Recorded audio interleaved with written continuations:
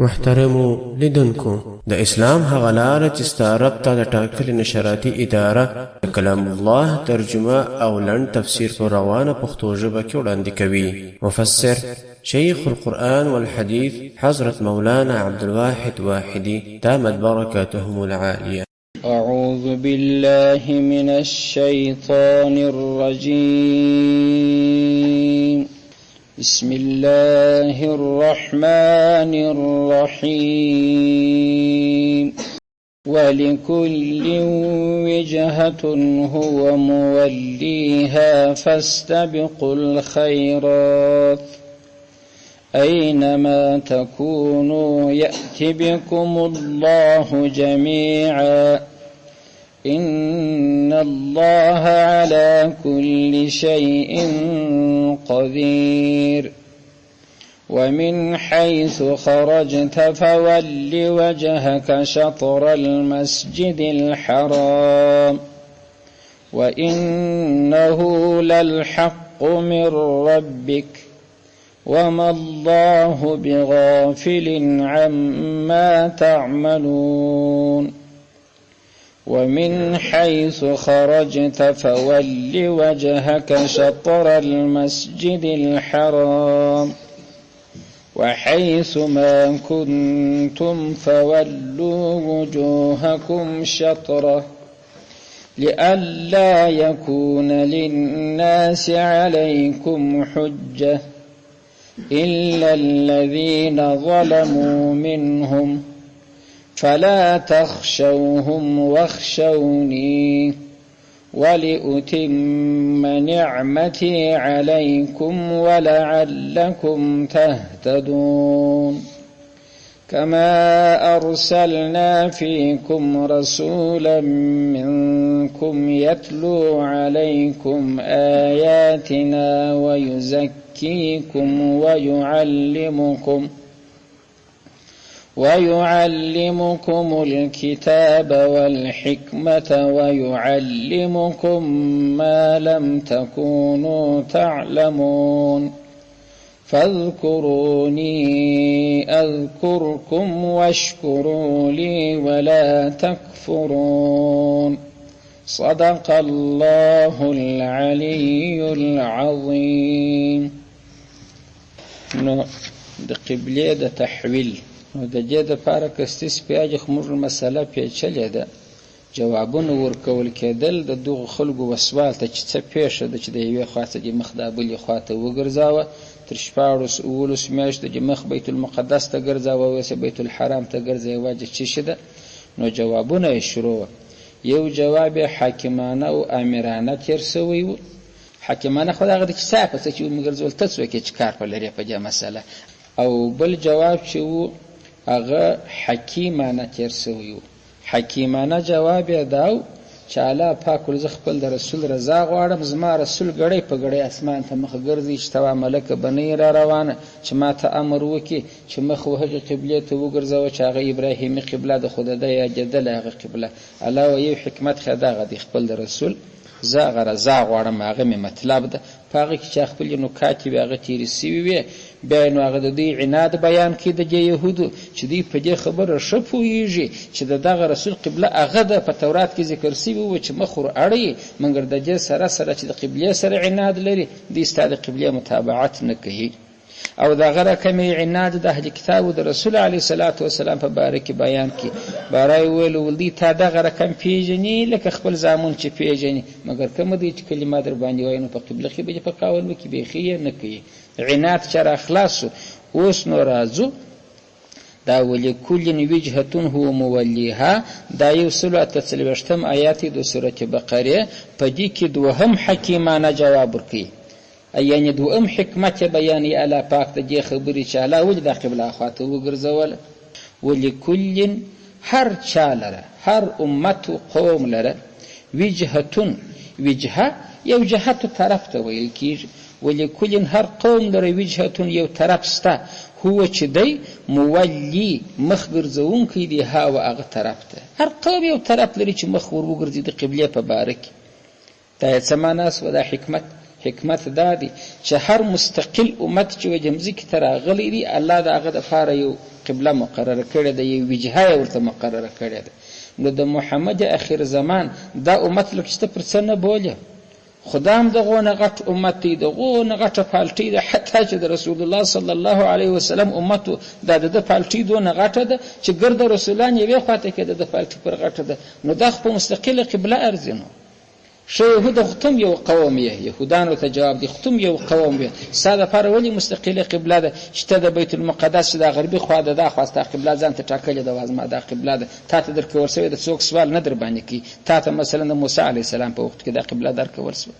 نصاراو ته دغه شرقي خوا د بیت المقدس چې ده دا د عیسی علیه السلام په وخت کې قبله وټاکل سوه چې بس بیت المقدس مخ ته که مګر و چې دی شرقي خوا ته یې دا قبله چې تا ته وټاکل سوه دا د څه دپاره؟ خو ته یو جلا امت یې. نو خو دا جلا امت دی دا هم چې دا د استقلال پر معلوم سي مستقله قبله ورته وټاکل سوه. بل حکمت یې دغه دی چې داسې نه چې بیا خلک په دې خطا کې چې دا محمد علیه السلام مستقل نبي نه دی، دی باید د نور انبیاو لاره پسې تعقیب قبله هم د هغو باید تعقیب کړي. دا د استقلال بل رقم نه معلومېدی. کیدای سي په مضمون پوهېږي چې الله وایي حکمت د دې چې ما د استسقي قبلې څخه بیرته جلا کړي، بیرته مې ابراهیمي قبلې ته وګرځوه چې هغه استقلال هغه د دې هغه غوروالو امتیاز معلوم سي. دغه دپاره دا مهمه نه ده چې دا مخ دې خواته سي نو څه پروا لري، دې خواته سي بارات څه پروا لري، دې خواته اصلا خبره دا د هر قوم خپل طرف دی، عبادت و طرف ته نه دی، عبادت و الله ته دی. دا خبره د مباحثې ګر سره وړ ولاکه ده چې دا مخ ولې دوري ګرځي، دا دی هرې خواته چې ګرځي الله ورته ټاکلی دی عبادت الله ته کوي.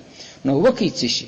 فاستبقوا الخیرات، فاستبقوا تاسې مسابقه وکړئ الخیرات یو شو کارو ته که نر یې په دغه کې راوغورځېږه مسابقه شروع کړه. دا چې مخ ولې دوري ګرځي ولې دوري ګرځي دا د بحث وړ خبره نه ده. نو سبا به مسلمانان دا رقم کوي. دا کعبه په مابینځ کې د زما لاس ته وګوري دا ګواکې کعبه ده چې کوم کسان دلته پراته دي نو هغه چې کعبې ته مخ ګرځي خو مخ یې شمال خواته سو، کوم مسلمانان چې د اخوا ته پراته دي شمالي خواته دي چې کوم مخ دی بیا کعبې ته ګرځي خو د دې مخ بیا جنوبي خواته سو. کوم کسان چې د قبلې و غرب ته پراته دي لمر لوېدو خواته نو هغه چې قبلې ته مخ ګرځي خو مخ د لمر خاته خواته سو. دا زموږ تاسې وطنونه چې دلته پراته دي موږ قبلې ته مخ ګرځو خو مخ لمر لوېدو خواته سو. نو سبا به دا مسلمانان هم جنګ سره کوي. خو دا کعبه په منځ کې هلته که ته تاسې صفونه لیدلي هم په راڅرخېدلي سره. نو جهات اوس دونه مسله ده چې بحث پکښې کې وکړي. مسلمانان دې بحث نه پکښې کې کوي چې ستا ولې مخ دې خواته سو یا ولې دې خواته سو، کعبه یې په منځ کې ده. دا نور ادیان دې بحث نه پکښې کوي چې ستا ولې خواته مخ ګرځاوه، دا بلې ولې دې خواته ګرځي. عبادت و جهتو ته نه کېږي، عبادت و الله ته کېږي. الله د ټولو جهتو مالک دی. خبره چې د خبره د عمل د الله وایي که د نران یاست زموږ د پښتو په لهجه به نو زه تعبیر وکړم چې که د نر زویه دغه کار په مخه واخه، دغه پراکه چې خیرات و نیکۍ ډېرې وکړه. فاستبقوا مسابقه موږ ورته وایو. دا اوس الپان چې دي تیزایي ورته وایي، یو د بله سره تیزایي. په د تیزایي کې نو چې دی یو ټوکه به درته وکړم. الکوان ګای جس غورځي چې کوي چې پوښتنه یې وکړه دا د الکوان په تیزایي کې لوېدلي دي چې زه 4 رکعاته سنت کوم تیم کوي چې تی ژر خلاصوي کې زه ژر خلاصوم. نو چابک داسې کېږي. دغه یې نه دی مراد چې باره په چا راوغورځېږي. چا دي په قرآن شریف کې ویل چې فاستبقوا تیزایي سره وکړئ الخیرات یې په ښو کارو کې. ما ودې په لمانځه کې په تیزایي کې سره لوېدلي. تیزایي دا مطلب دی چې مسابقه یې وکړي په ښو کارو کې په ډېرښت کې چې ته ډېر کوې که زه ډېر کوم کوه سم. بله ټوکه را په یاد شو. په وطن کې یو ملا و، نو ملایي یې پرېښوه زمینداري یې کول. زما والد صاحب چې و د هغه بیا شاګرد هغه وایي چې دا زمینداري یې شروع کړه باره چې بل لمانځه ته رالي لمونځ یې در پخوا چابک سو د سړي.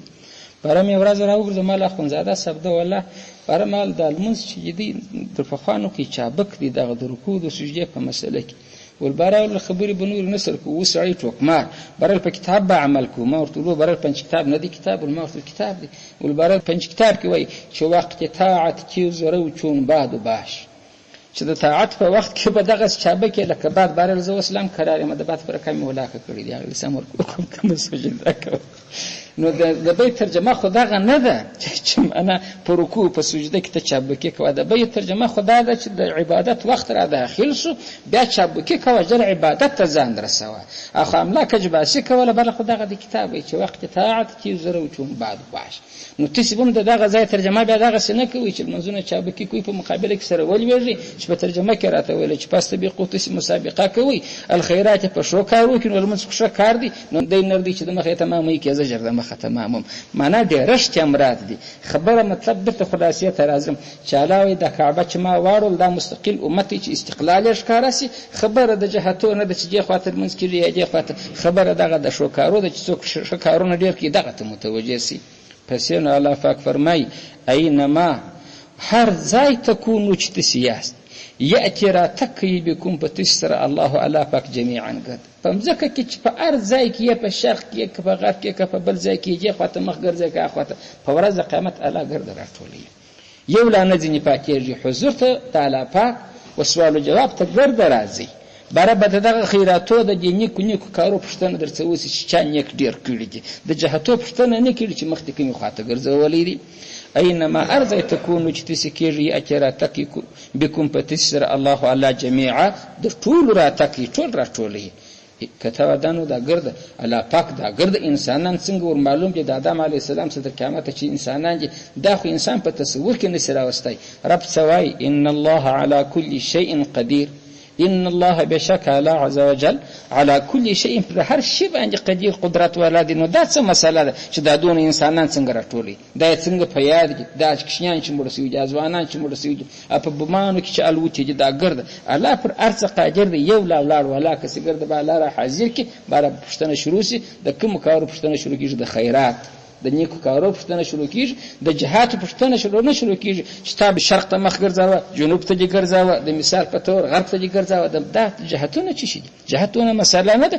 جهت فقط د چا استقلال امتیاز پر معلوم سي موږ وس ممتاز د ګرد ادیان څخه چې مخ کعبه ته ګرځو پیژني برای د محمد علی السلام ډاله کعبه ته مخ ګرځي چې دغه خبره روښانه سي دا یو حکمت د کعبه خبره خو چې د طرفه مال پیچلې خو خودي سوال پیچلې کاوه نو الله پاک به بار ګرځي څنګه ورته وای ومن حيث د هر ځای څخه خرج تجتوزه فولي تګرځه وجهك مخسته شطر وطرفت المسجد الحرام د مسجد حرام.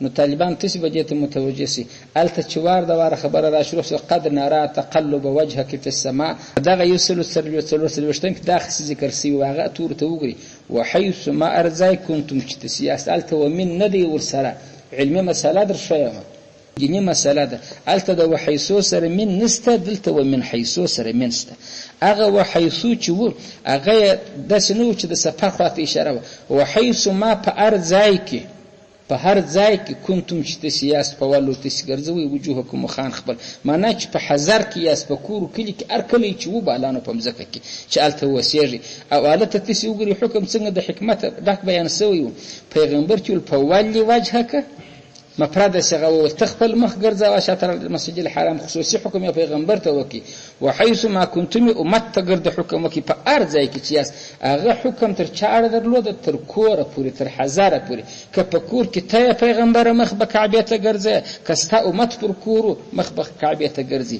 دلته ومن حيث ته چوغري من خو د ابتدا د پاره دي ومن حيث خرجت د ارزای چې و زمانہ په سفر روان سولې هغه د پاک نه کوي د پاکستان په سفر روانېږي د هندستان روانېږي د افغانستان روانېږي د ایران او من حيث د ارزای چې به خرج ته چته و چې د کور روان شو په سفر فولي بیا ګرځو وجهک مخسته شطر وطرفت المسجد الحرام د مسجد حرام یعنی په سفر کې حکم نه بدلیږي چې ماته چې حکم وکي هغه په کور کې راته کړیو وحيث ما كنتم الله اذا په کور په اختصاص نه لري بلکې ومن حيث خرجت د ارزای چې ته وځي او دلی بیا دا رقم دي د خصوصیت مراعات سوی د عموم لکه الته چې خصوصي حکم پیغمبر ته جلا وکي امت ته جلا وکي دلیم دغه حکم چې دی په ولی ما پرده څنګه د پیغمبر ته خطاب دی امت ته ورسې بیا حکم راوړي امت به بیا پکې کرکشه باسي په خبره ته متوجه سي نو په ولی ته ګرځوا وجهک مخبر شطر او طرف ته المسجد الحرام د مسجد حرام الله پاک دریم ځل په سوای څنګه وای وانه او دغه مخ ګرځول او کعبه ته چې دی للحق او دا حق دی من ربک دربه څخستا د قرآن کریم بیان ته به ښه متوجه کېږي. طالبانو هغه مخکې آیات چې ما در وښود 144 آیات پای تاسې وګورئ پای څنګه و وليعلمون انه الحق من ربهم. د نمبر کې به خطاوز نه ګرځو مر نمبر د آیات په پای کې ذکر شوی. بیا چې پسې راواخلې دغسې پرون چې موږ سبق پر درولي و د هغه آیات کریمه پای وګورئ الحق من ربک. الحق باره دغه حق چې د قبله ته مخ ګرځولي دا حق من ربک د طرفه څخه ستا دی په دې کې شک مه کوه دا د الله د طرفه حق دی دا دوه واره د حق حکم پر وکړي دغه یې دریم ځای دی. وانه دغه ګرځول و قبله ته مخ للحق دا بشک حق دی من ربک د رب څخه ستا دغه تاکیدات پکې کوي.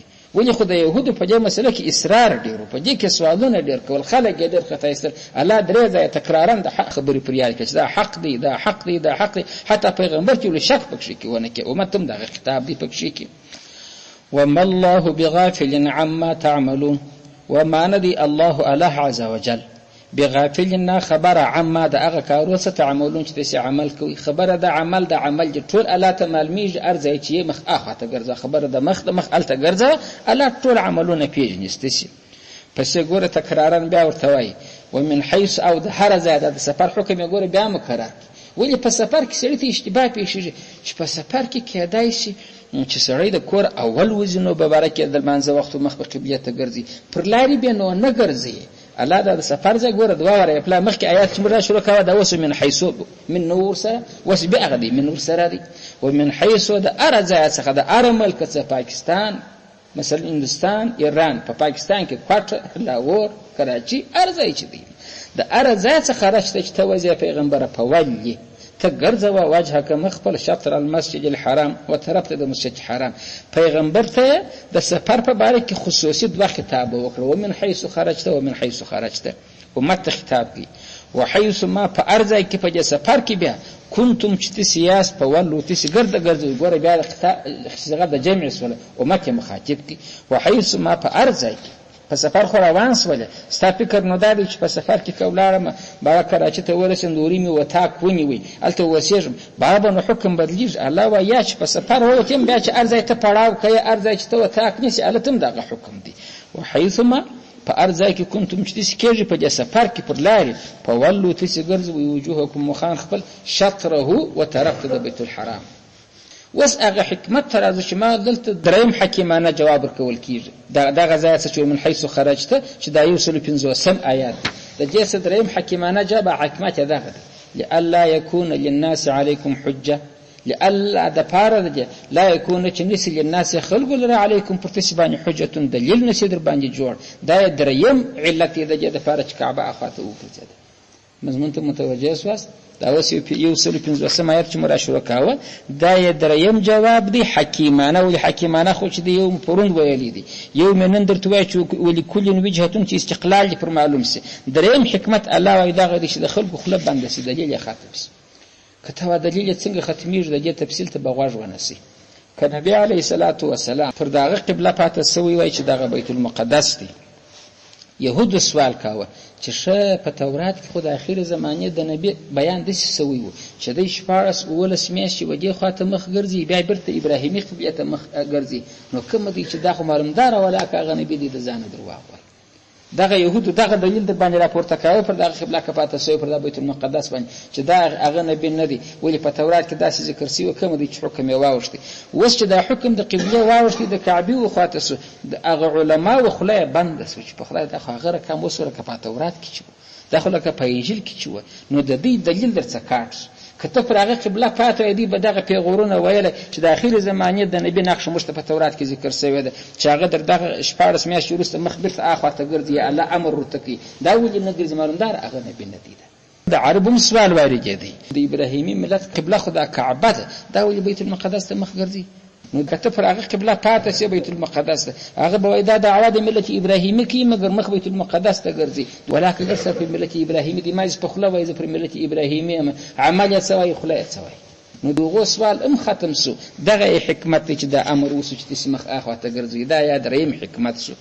لئلا یعنی دا قبله چې واورته لئن د پاره ده دا خو نو لئن دی دا بل بیا لا د نفي دی برای سره اغوستي دي سره مدغم کړي دي لالا يكون چې نشي للناس خلقو ته څوک مراد يهود دا عرب علیکم پر تاسو باندې حجه دلیل چې بیا دلیل در باندې ونه وای ملامت مونږ کینو الا الذين ظلموا منهم الا الذين مگر نه هغه کسان ظلمو چې دوی ظلم کړی دي منهم د دې څخه د ظالمانو خدای وسم ولا کور باندې کې په يهودو کې چې ظالم دي هغه وای بروي د ګردنه بیان دغه قبله وجه خواته مخ ګرځاوه دا دونه زیږه سړی دي دا دونه نادګر دي ګور ازمش قبله ته مخ لا نه ګرځي مخ سره کعبه ته واړو دا د حق سړی دي دا معلومدار نادګر دي بوغزګر دي زمش سره زد اخستي دي زیږه دي ګور دا ظالمانه الله د خلق تعبیر په ظالمانو وکي ظالم به دغه باندې وس جوړي د مشرکانو ظالمان چې دي هغه وایي ها وای وسه خبره سر خلاص محمد علی السلام یادي هغه دی قبله خزمش قبله ومنه لرا سره یو څو ورځې بعد ول چې د امراسي برته هغه بوتانو ته سجدي وکړي اخلاصي کرا را دي سمیر کدا اسمه مضمون پوسواس د مشرکانو ظالمان به دغه تمه اخلي چې زما قبله ته مخ را واړه ول چې زما بوتانو مر سره ومنه کعبه خدای در سره ومنه تانو ظالمان جلاوه د ظالم په خبره به اتبع وکړي کدای چې پر خپل محله قیاس کې په کورو کلی کې اوسېږي ځینې وشاریان دي ځینې ناپوهان دي وشاریان خو چې هغه تا کار سیوه کې هغه وشار په یېږي خو کېږي دغه رقم د ناپوه له در قیامت ولاکه تشکي ونسي د کې د ناپوه له نه نیول کېږي تر دې پورې به زه تاسو ته قصه وکم د لقمان حکیم صاحب وایي هغه خپل زوی ته ویل ورزویه حق کار کوه ښه کوه د خلکو خبرو ته مه ګوره اچاته پام وکړه څوک څه وایي ته خپل حق لاره ټینګه کړه بلا خلک پرېږده خبرې پرېږده هغه په دې زما سر نه خلاصېږي بابا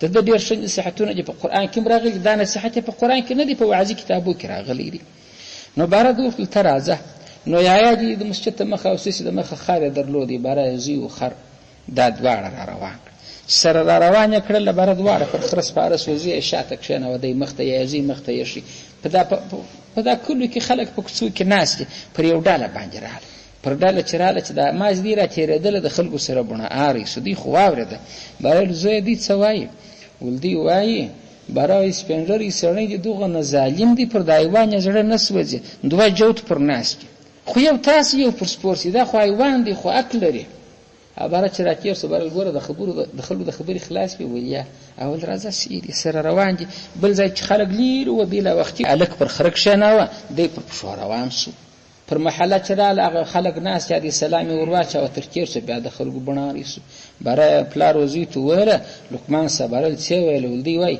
دغونه د خلکو حیا پورته سول کښېنه هلک جنګ پر خره ناست دی سپین ږیری پلار یې په پسې دي دغونه شرم حیا نه لري د سترګو به د خلکو ووتې بره کومه دي خبرې پرېښولې دې خبرې درپسې وکړه بره ول راځه بیا سره روان سو بره پلا پر بل ځای چې راتله خلک ناست دي بیا لقمان حکیم صاحب خپله پر خپل خره باندې کښېنستی کښېنه یې په پسې سو پر خلکو چې را تېر سو سلام علیه السلام جواب وسو بره وروسته خلکو بڼارې دي باره یې زه څه ویله ول دوی وایي بره دغونه بیا کله سړی مې نو در وسه ولاکه لیدلی خپله پر خره سپور دی مؤمن پر پښو ورسره ځغلي خو تاسو خو ته خو غټه خو طاقت لري خو دغه مؤمن کښېنی در سره دي دغه سپور باره ول وس دې خلاص وي د خبرې ولیا باره ول راځه بیا بل ځای په بل کلي کې را تېرېږي بل ځای خلک ناست دي باره دواړه تاس وله خره د هغې ساده روان کړي تر خلکو را تېر سو سلام یې سره ووایه وعلیکم هغه ورته ووایه هغو بیا بڼارې شروع کړي باره ول څه سره ویل ول باره وایي ها سره ښه دغونه ډېره سو نو مري خو پر سپور څه د هغې جرې کړي دي نو تا نسي وړی که دا کښېنی نسي وړی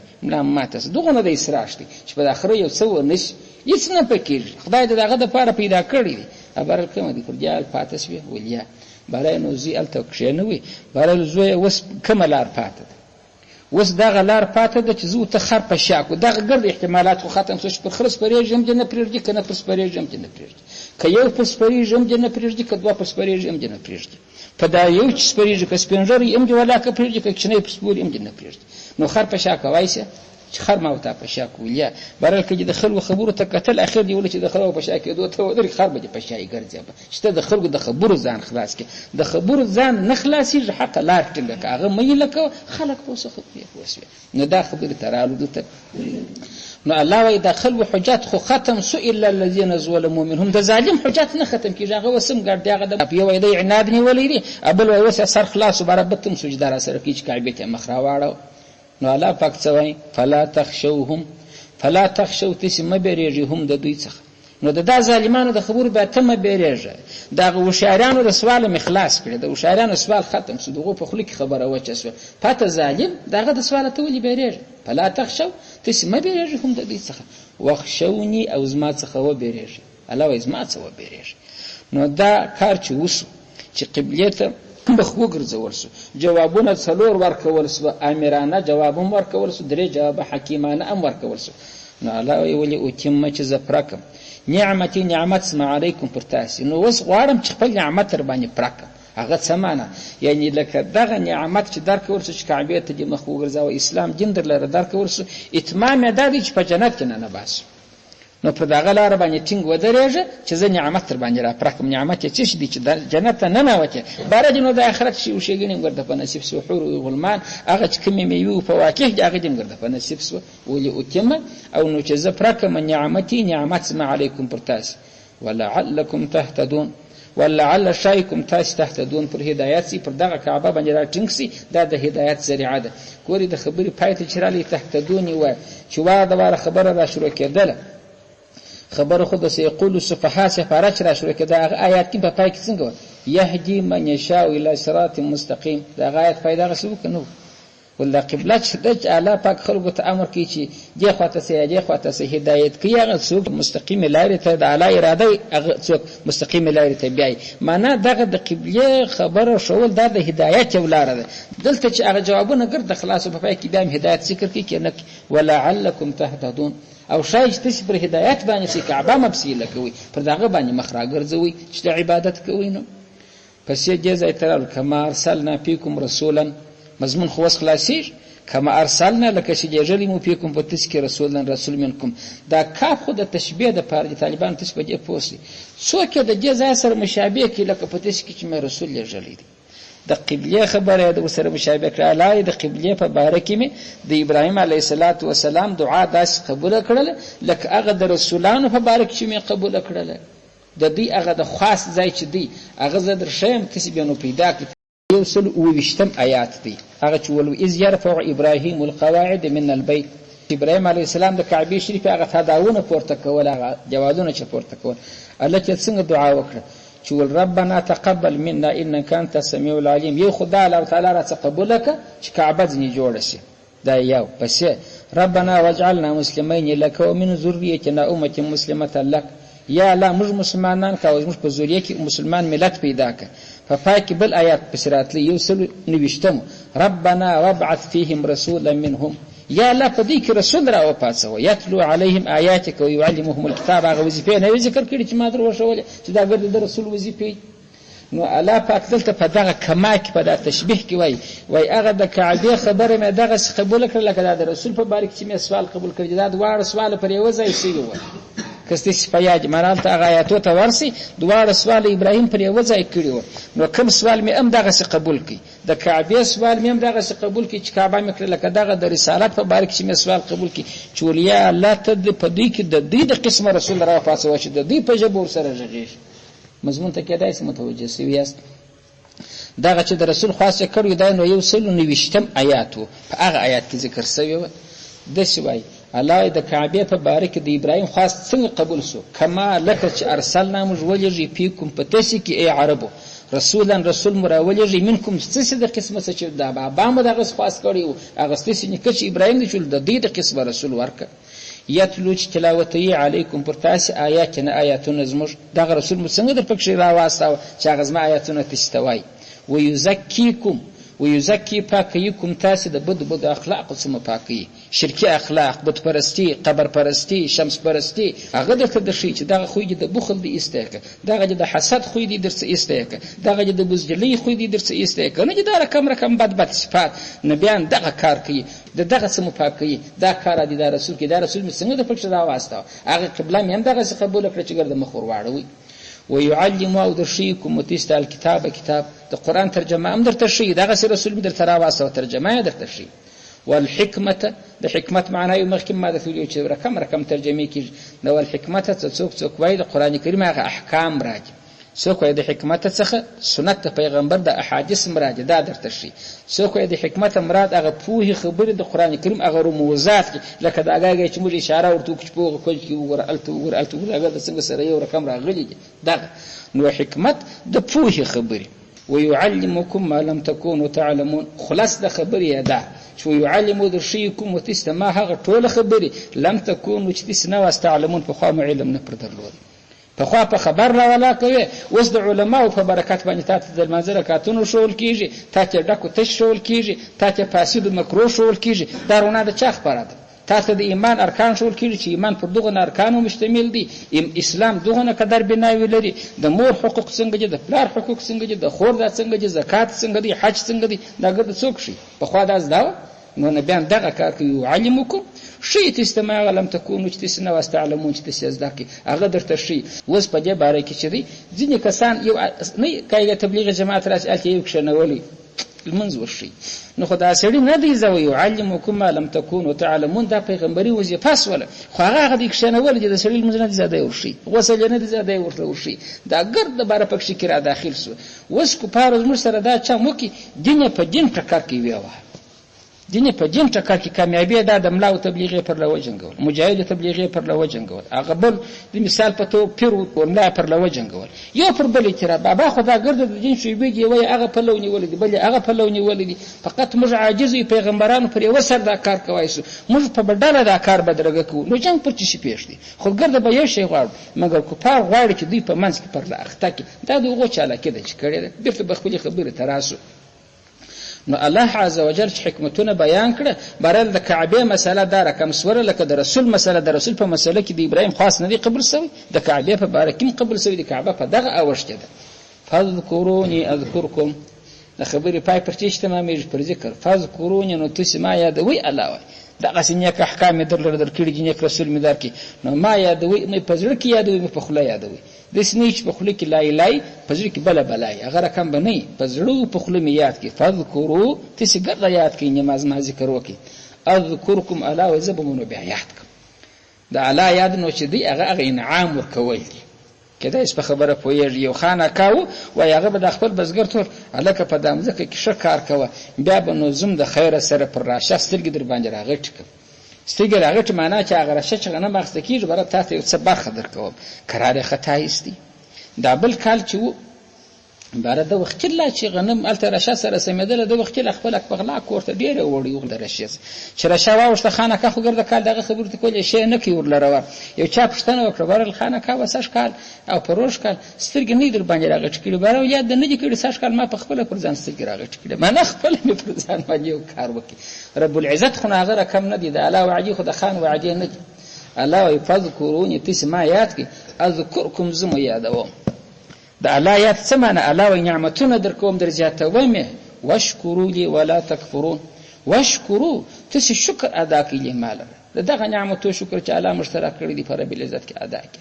سته ماښام ډوډۍ کور وخوره او ته پر وچ سترخان وچه ډوډۍ پر انګېټۍ کلکه کوي وخوره، او بره دا ووایه چې اوس په افغانستان کې پر یو کور بمبار شروع دی، هلته کښنۍ نیمۍ په وینو لړلی دی، ښځه پرته ده، بل په بند کې دی، بل د کفارو په زولنو کې دی، بل څنګه دی بل څنګه دی. ته به هغه در په یاد کړه، ته به خپله په زړه کې قضاوت وکړې چې یا الله چې زه چې 100 کاله مسلسل پر سجده پرېوځم، یا الله ستا شکر زه ولاکه ادا کړم. امن دغه نه غټ نعمت چې موږ ته الله راکړي. نو نور نعمتونه خو پرېږده، کم یې به زه بیان کړم په دې مختصر وخت کې. رب العزت خلاص درته ویل ما یاد کړه زه به دې یاد کړم. نو الله ما په څنګه یادوي؟ ما بس وایي پلانی یا الله نو جنت درکړي، د الله یاد دغه دی، پر دې دنیا نعمت درکړي، امن در لره درکړي. واشکروا لي ما ته شکرونه ادا کړئ. ولا تکفرون تاسې کفران مه کوئ، کافران کېږئ مه. کفران د نعمت دغه ته وایي چې د الله معاصي کوي. په خبره تاسې پوهېږئ؟ یو سړی د یو چا سره نیکي کوي، بل څوک چې تابعداري کوي موږ وایي دا شکر ګزار دی. یو سړی د چا سره نیکي کوي بل د ده مخالفت کوي موږ ته دا کفران د نعمت کوي. کفران معنا د نعمت پرېښول، د نعمت ترک کول، هغه ته توجه نه کول. الله وایي دغه کار مه کوئ.